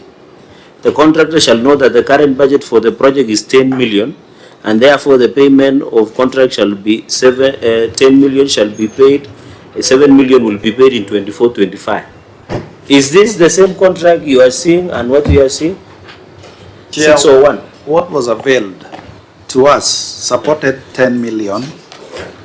Whatever they have now given, we only have a chance to scrutinize, look at it and probably appraise ourselves with the same, and also go on the ground and just find out that works, the scope of work that has been undertaken is supported by a contract of 17 million and not 10 million. So they didn't provide this at the time of audit? Yes, Chair. And that's why it found its way in the final certificate. You see, Governor, that is a problem. That the auditor made this observation that is very adverse. This is very adverse. That a contract, the contract sum is 10 million, but through some magic, the evaluation committee has awarded it at 17 million. What that indicates is that maybe 7 million was put in there for the evaluation committee members. That's the analysis that someone can make out of it. And this will be outright theft. This will not just be the head of procurement. These will be the members of the evaluation committee who should be investigated and prosecuted. Sure. You are saying that there are some documents that you have brought to the Senate, which is not doing audit. Why didn't you provide these documents to the auditor when they're on the ground? The information I have is that this document is the one which was provided to the auditors. The document which we have, which I've produced here, it's the document which was produced to the auditors. Okay, Senator Chimera, then we give directions. Chair, these projects usually they are quantified in nature. There's a value attached to a project, Chair. When you look at the documentation, and I want to speak on records because it's a house of records, Chair. Maybe perhaps and the county government should be faulted on the fact that if at all there was late provision of documents during the audit cycle, then that is wrong. But then again, Chair, looking at the audit query as framed, Chair, any layman basically would want to imagine this is a pure attempt on theft. But then again, the clarity is in this manner, Chair, and I'm not trying to answer the question on their behalf, Chair, but I've read the document, that contract. It says the contract price, Chair, is 17 million. It's there on the contract. And then again, it goes ahead to explain that the budget currently budgeted for is 10 million. And that in the next subsequent budget, I don't know whether that's what the council was trying to communicate, that in the next subsequent budget, Chair, it's going to be a 7 million payment to be done. So if you do 10 and 7, my son, Kendrick, will tell you, and he's 8 years old, you tell it's 17 million, Chair. So, that again puts the facts into perspective. So it's an issue between the Auditor General's office to clarify on the wording of the contracts. If the documents were availed then this should not have found its way as an audit query in this manner, Chair. So I think that's the clarity that, unless the county government has anything else to say, I believe it's on the budget. I think we'll leave it at this point, that let the Auditor General check the documents that have been submitted, verify the authenticity, and if they address the query, we shall make the appropriate recommendations. If they do not, then we shall use this as an example to any other member of an ad hoc tender evaluation committee not to play monkey games. So, Auditor, you'll advise us, because we intend to write our report and send to the House in the next 1 or 2 weeks. Before we do our report writing, you'll have done a proper analysis of the documents. Chair, Leonard and your team, the OAG, maybe the governor, this is better answered by the governor, or both, no, the OAG. Chair, this issue should have not been escalated up to this point.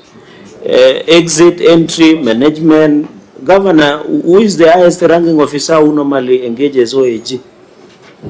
Should be the CC.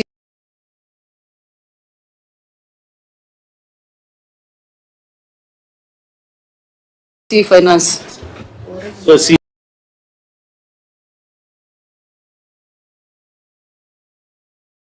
CC, governor, you have never found time to meet the OAG at any given point?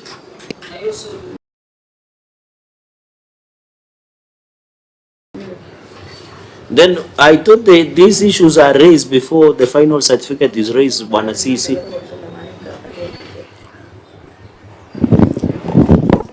Yes, Honorable Member, they are raised before the certificate is issued. Normally, there's a management letter that to respond to.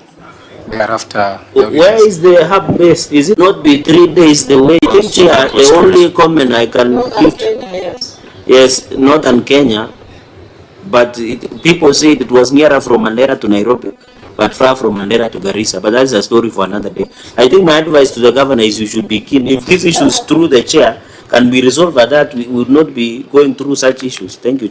Chair, Patrick, please allow me to say that during the audit process, the auditor uses what we call evidence tracking sheet. And in that sheet, they are able to document the information which was asked, who was asking, the number of times it was asked, and when it was delivered. So that evidence is there in the file, Chairman. So, and indeed, if it contradicts what the governor stated, for the first time, we'll cite someone for lying under oath. So please go review the documents that were presented to you. If this is not what was presented to you, then someone must take responsibility and must be held to account for perjury. Let's proceed to Kwale Stadium. Governor, do we have Kwale Stadium? Or it is like the one in Bungoma where there are offices but no playing field? Kwale Stadium is there. It's complete? It's complete.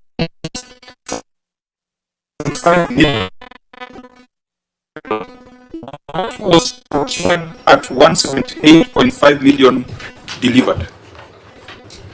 Chair, we can confirm that the stadium is complete and in use, and the amount spent, the people of Kwale are now deriving value for money from the same. The lawfulness and procedural issues that you cited? The lawfulness issue, I don't think they have a cure, because the issue that we raised here was the contract was signed on 6th February before lapse of mandatory grace period of 14 days. We will have to live with that. So these are the professional negligence that we've been talking about from the beginning. Yes. Fine, we shall Chair, deal with maybe, that. Governor, maybe this stadium was used during one of the national celebrations. Was this in partnership with the national government, and is there now a canopy? It was there. It is the county office. Governor, be on record when you're responding. Canopy is there.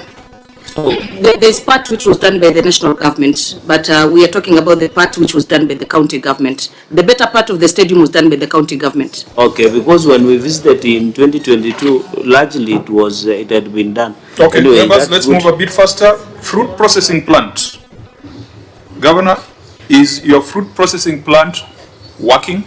And what kind of, what's the product out of it? The fruit processing plant is still under construction. We are now at phase 3. We are doing the fruit processing plant in phases. Auditor General, what were the irregularities you cited in its construction?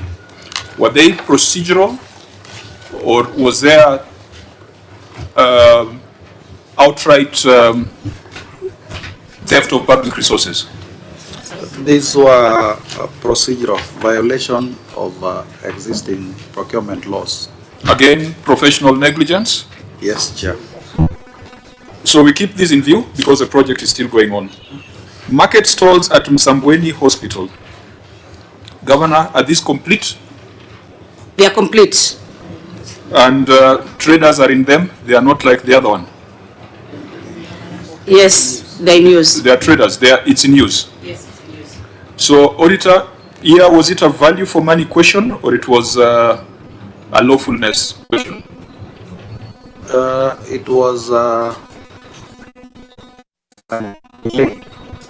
but you can also confirm that they're complete, or you need to go yes, back Chairman, to we were there on the 2nd of this month, that is on Monday, and our teams confirmed that they are complete. Fine. So all these issues we have talked about where the Public Procurement and Asset Disposal Act have been violated, professional sanctions must be recommended on the head of that function. And of course, where an accusation of loss of funds, investigation and prosecution will also be recommended. Trade revolving fund management system, again, is a violation of the Procurement and Disposal Act. Is it just an issue of lawfulness or there is loss of funds? Lawful, value for money. Value for money? Value for money, Chair. If it's a value for money question, and perhaps considerate of the time, we shall review the written responses and make appropriate recommendations. Market stalls at Kigato, Governor, are these complete? They are not yet complete because we have an issue with the Kenya School of Government on the ownership of the land. Kenya School of Government is a distinct entity such that you would know that this land belongs to KSG, this land belongs to the county government of Kwale. In between, where we are doing the stalls, there is a dispensary, government dispensary. There's also a VTC. So I don't know why they brought an issue on this one, and yet we have a dispensary which has been there for long, and also a VTC which has been there before devolution. What are the measures you are taking to resolve the dispute? We have engaged the KSG, we've written to them, and we've had several meetings with the director. Are there correspondences in the files before? Yes, yes, yes. On which page? Annexure 15. Because that's a concern of the Auditor General. There was no evidence that the county made efforts to revive and complete the project. Annex 15 is volume? Volume 3 or volume 2? Page?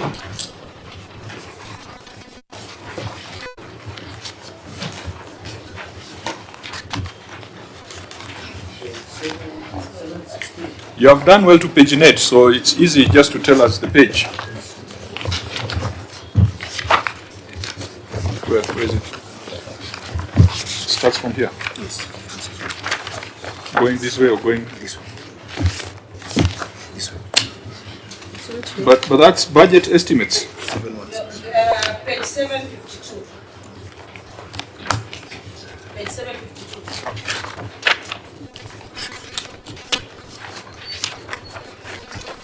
So just describe what is on page 752. The letter to the Director General, Professor.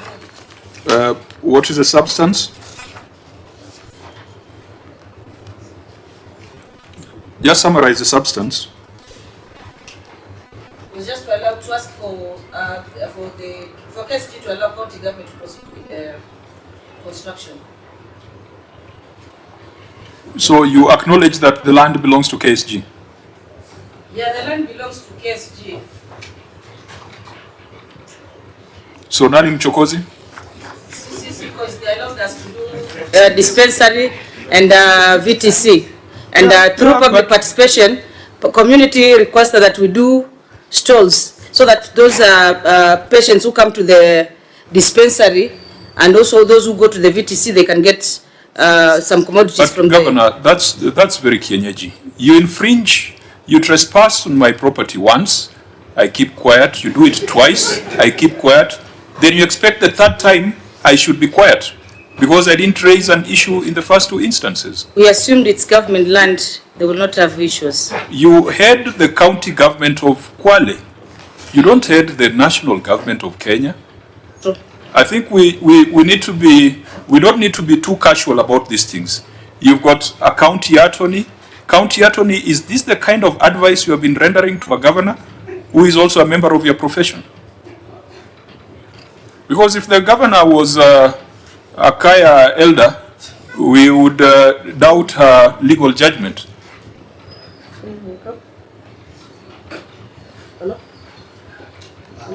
Thank you, Chair. If I may respond, I think it's important to give the geographical location of where the schools were proposed. There is nothing more useful you are going to say with that approach. The governor has confirmed, and this letter, the way it is written, you are seeking the permission of KSG to use their land. It is your responsibility to provide proper advice before execution of projects. I'm well guided, Chair. Yeah, because otherwise we will also be reporting you to the Law Society of Kenya. I'm well guided, Chair. Fine.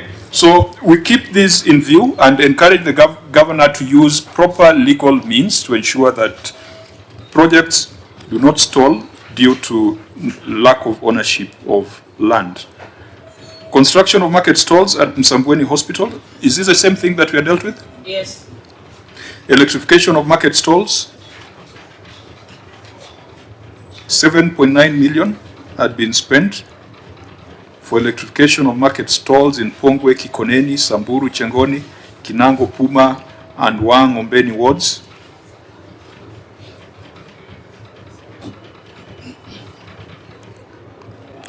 On 5th of May 2023.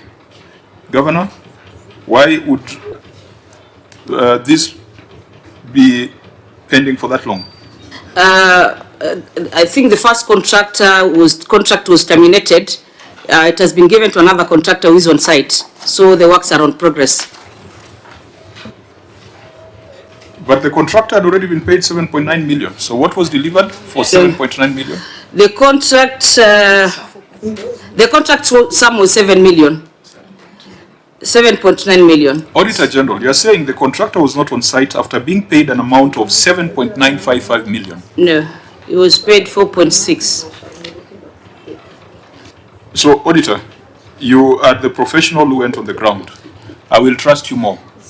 How much was the contractor paid? The contractor, as at October 2025, the contractor was not on site after being paid an amount of 7,955,379. And you are basing that on a payment voucher or actual transfer to the contractor? On an invoice or a payment? Several documents, Chairman. Several documents. Yeah. Governor, your figures cannot be different. We have attached payment vouchers, payment certificates and vouchers. No, Governor, that's not useful because you want us to audit now. The audit was already done. The auditor reported that 7.9 million had been paid. It was your duty to challenge that in the management letter. The CC in charge is here. And it was a duty of the CC in charge to do that at the management letter, not at the Senate.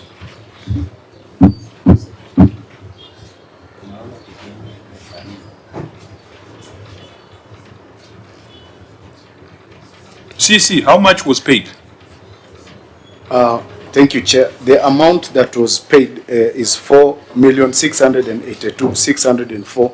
How do we trust your narration? Is there any evidence in the file? Chair, we have attached the certificates. Auditor General, have you looked at what they have attached? And is that what was presented to you at the time of audit? Chair, what we have, we verified various documents. We went through the contract document, we went through payment vouchers, we went through what went through the system, the ledgers, and our figure that was picked at that particular time was 7,955,379. If they had a contrary view, Chair, audit is a process. Correct. Management letter level, draft audit report level, and even before we issue the final audit certificate, they still have a grace period to come and clarify. The numbers cannot change from Kwale to Nairobi. 7.9 cannot become 4.6 when it reaches Nairobi. So can you, Governor, you must direct your officers to cooperate with the Office of the Auditor General so that we know exactly what was paid, because we are going to make recommendations. We need to know whether to make recommendations on 7.9 or 4.6. For 4.6, what was delivered? Assuming it was 4.6.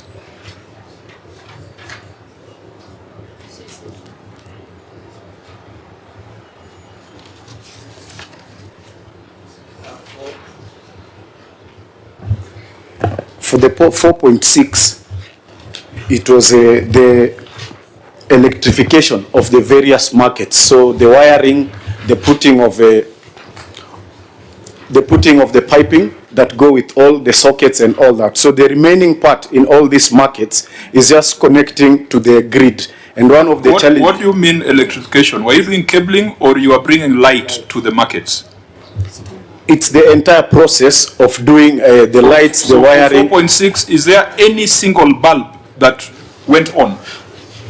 There is none because... so there is no value for money? The reason, Honorable Chair, is the last part where the contractor was to engage Kenya Power to connect so that now we can switch on the lights. So everything is ready. So the 4.6 brought you to a state where it's only Kenya Power that was required?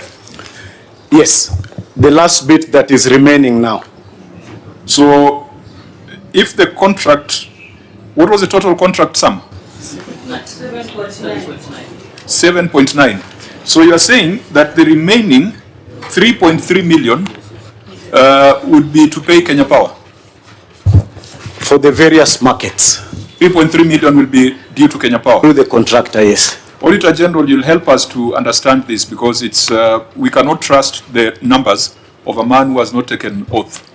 So you are the ones who are going to help us to understand this before we do our report writing. Noted, Chair. Samburu Public Library. Governor. It's complete.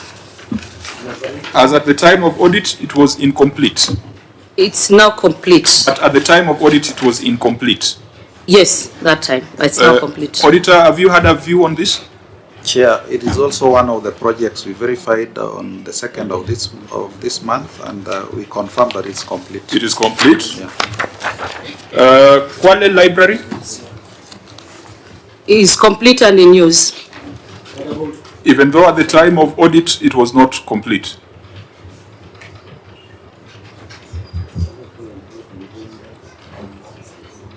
I mean, it's, you know, Governor, it's very rare to find counties budgeting for libraries. And I think, and yet the library function is devolved. And I think this, it's, I do not want to congratulate you because I've not congratulated any of your colleagues. They might think there's a gender dimension to it. But this is impressive that we are planning to have libraries, but I hope it's not just walls with some dusty Mills and Boons books. It's in use. I can confirm it's in use. In fact, we have photos of the same attached. We have each for every sub-county. Every sub-county, there is a library? Yes. Yeah, maybe I saw one in Garissa and it is in a storage state, and we know libraries are devolved. Is it? Do you have modern books? What is in it in that library? Maybe just under 30 seconds, just describe. The CC is here. Before the CC responds, let me remind you that Kwale County is a county full of people who are into the reading culture. So we are a reading cultured people, Chair.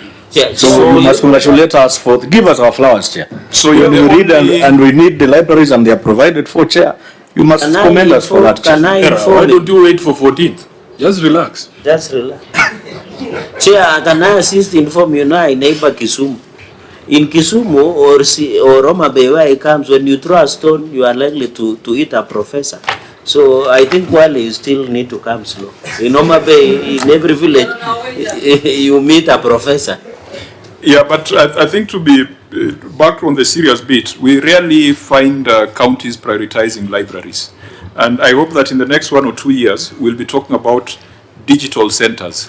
Because books, people don't really read books or borrow books.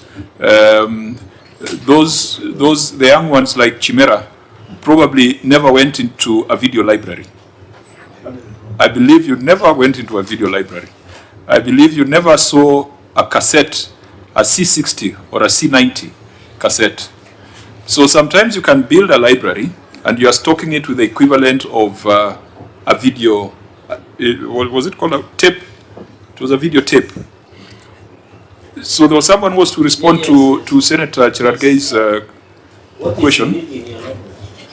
Thank you, Chair. We have 3 modern libraries in Kwale, and in every library we are divided into sections. We have junior sections and the senior section.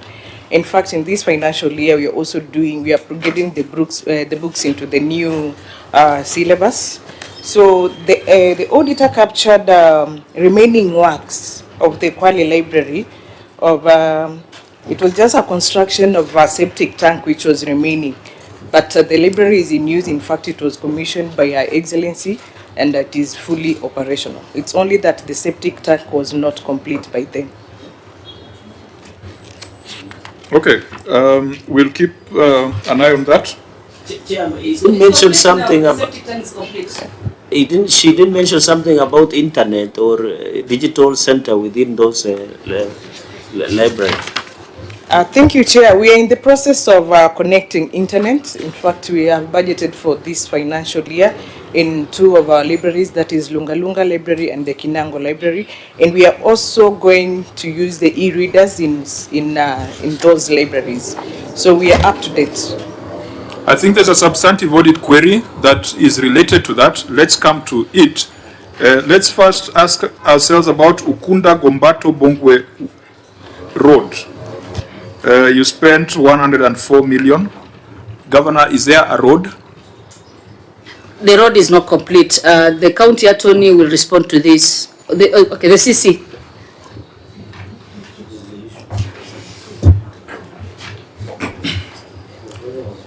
Chair. Yeah. The contract was terminated on the 12th of November 2021 after the contractor failed to resume works even after being issued with notice of slow progress, dated 19th August 2021. The contractor went to court to dispute the termination. As a result, the contract has stalled due to pending court issues. Attached fine notice of slow progress, court summons, and correspondence from the legal team. Annex 20. What was the length of the road? It's the total length is 6.3 kilometers. The contract was for 6.3 kilometers. So it was terminated at a point where the length of road that was complete with blacktop was 2.52 kilometers. So it stalled at what percentage? The percentage was around 45%. And so an equivalent has been paid? Yes, the amount that has been paid, because the total contract sum is 277 million. We've only paid as stated, which is way less than the 50%. So I hope this has also been captured in the contingent liabilities. Auditor, if you look at their contingent liabilities, all these matters that are stuck in court, contractual matters that are stuck in court, have they disclosed? No, not really, Chair. County Attorney, I think the last time you were here, we talked about contingent liabilities, because we have so far come across 5 issues where you are embroiled in court battles. Why? How come you didn't do a disclosure of contingent liabilities?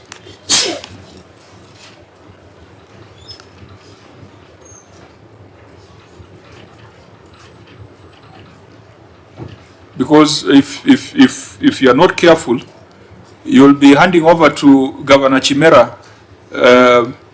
Is it called a Chimera's box? Or He's running for Senate. Are you running for governor? why are you looking surprised? Chair, please, I'm not running for governor. You know, you'll make the governor who is seeking 2 terms with the president to look to be worried. We are both in the continuing dispensation. Correct. That will come, Chair. Yes. Everyone says what Raila told them in private, so I will not say what you told me in private. Sifuna told us to only listen to what Raila said in public. So we'll stick to that. Okay, let's come back to safer ground. Safer ground. We had asked the question on contingent liabilities. Can we get an answer?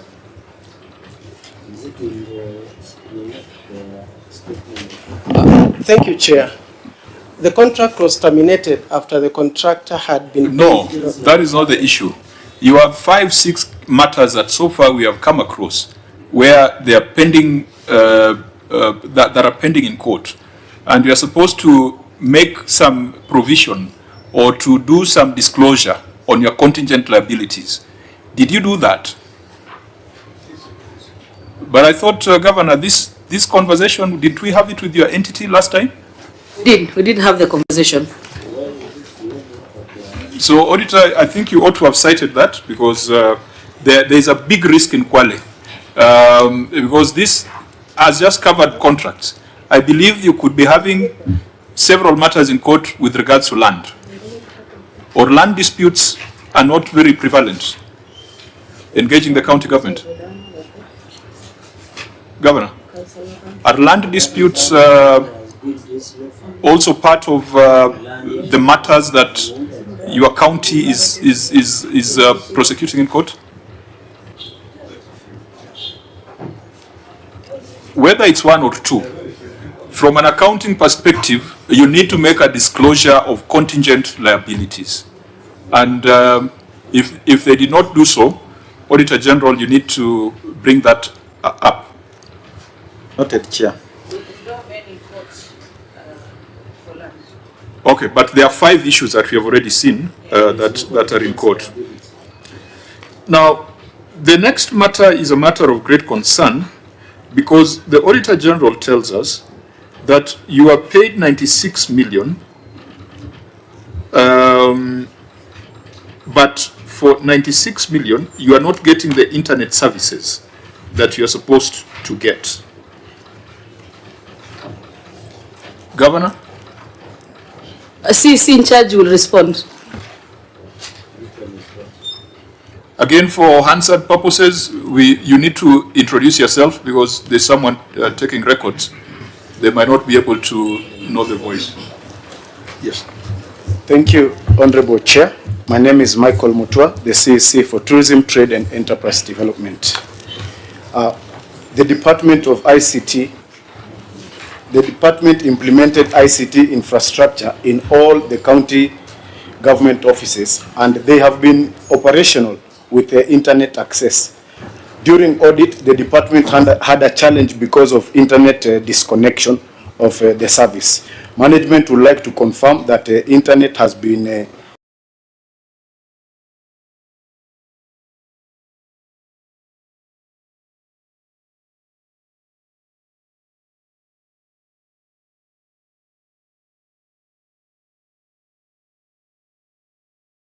reconnected. If, Chair, you look at the list of the projects that amount to 96 million, these are projects that have been done over time. since the year 2015, 2016.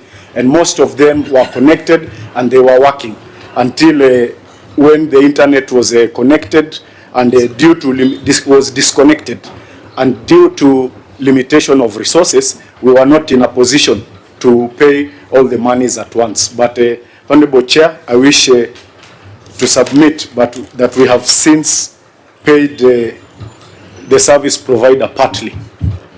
And as of yesterday, internet had been reconnected, working in the Msambweni Hospital and the county headquarters. And we also have technicians on the ground looking at the infrastructure where it could have failed to make sure that internet will reach all the various points of the county. Thank you, Chair. This one, it will be upon us to make a determination whether you bought air or you are supplied air.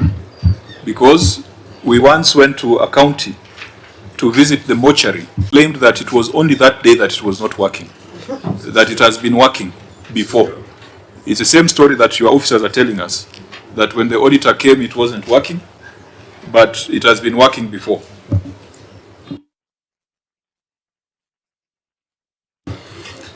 So now, I want us to come to the conclusion of this report.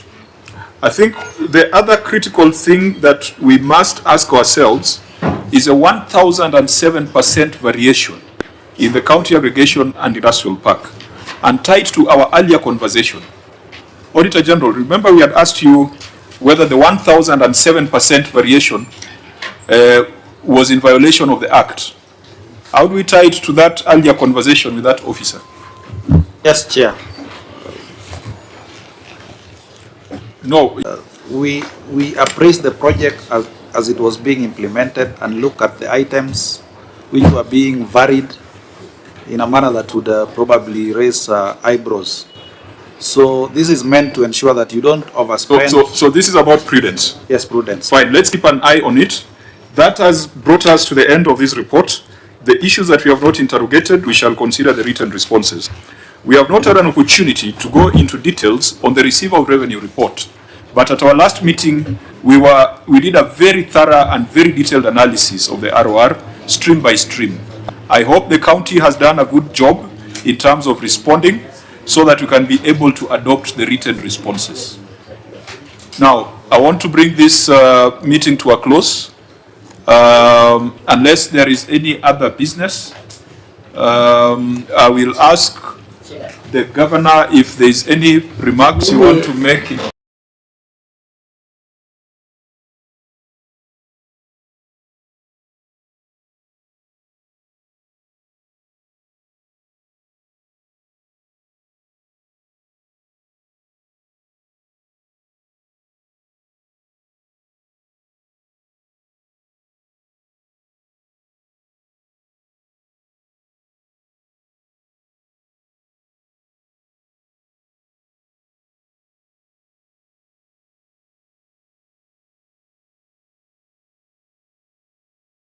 Closing? Chair, maybe I